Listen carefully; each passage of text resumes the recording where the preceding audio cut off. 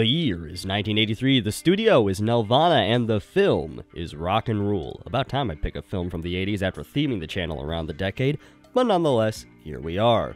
From a studio that became the foundation of a generation of North American childhoods, comes a rocking, post-apocalyptic tale of a power-hungry rock star and his quest for immortality, and the key to it all being found in Debbie Harry's voice.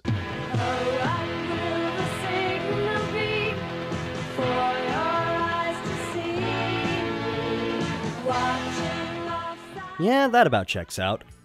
Rock and Rule is part of what I like to call alt animation. In short, Western animated films that aren't a part of the big studio canon of largely kid-friendly fodder established during Hollywood's golden age.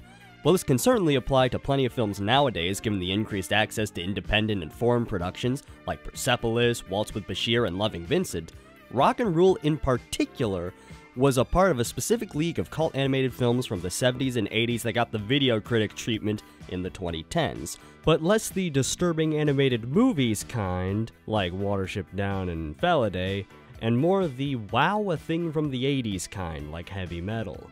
Nestled in and among your Bakshi's and Rosens lay this killer curio.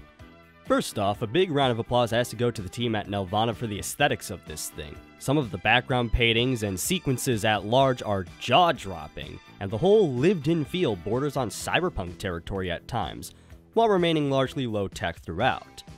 While not all of the character designs are particularly appealing to look at, with the mutated anthro-light approach sitting in a special little hamlet within the Uncanny Valley, one in particular does. The character animation of our main musical maniac, Mock, played by veteran voice actor Don Franks, is really effective at creating a sinister aura in every scene.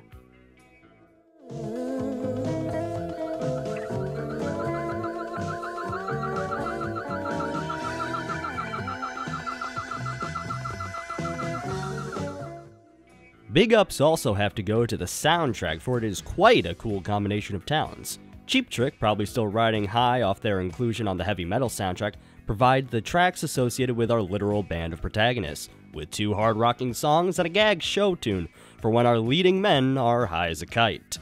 Then you have Mock's singing voice, provided by none other than art rock legend Lou Reed, who affords him one of the catchiest villain songs this side of the Disney Renaissance. My name is Mark, thanks a lot. I know you love the thing I've got. You've never seen the likes of me. Why, I'm the biggest thing since World War II, girls.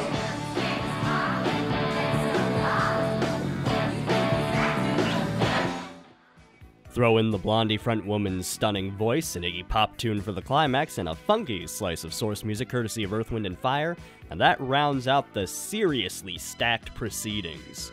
However, I'd be lying if I were to say this was anything approaching greatness. You may have noticed that I spend most of my time praising the style and less the substance. Normally this isn't a problem for me, as I love films where the style is the substance. It's why I worship at the altars of incredible directors like Dario Argento, Mario Bava, Michael Mann, and Tony Scott.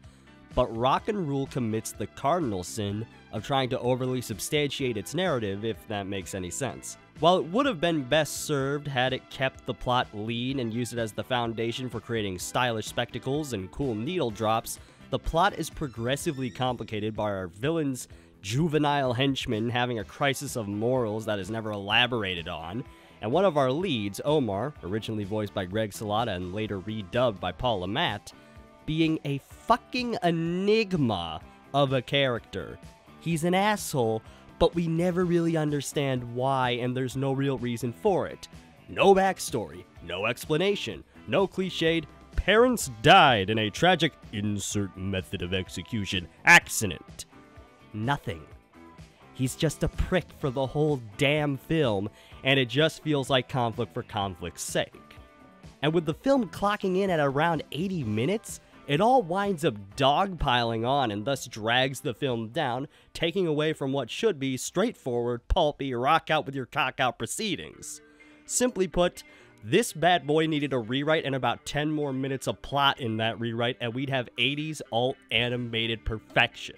But all that aside, I do still give Rock and Rule a reasonable recommendation. If you dig heavy metal and risk-taking animation from the special 20-year period, are a classic rock fan, or just looking to take a gamble on a cult flick, this one will suit you just fine. And with at least 3 prints, including 2 widescreen ones floating around YouTube, there's no harm in giving this rockin' diamond in the rough a second look. And that about covers it. If you like what you saw, give the video a like across the web. Links in the description to the channel on YouTube, Dailymotion, Rumble, and BitChute. And if you want to keep up to date on channel news, follow me on Twitter at Candor Quality. As always, thanks for dropping by, and I'll catch you all on the flip side.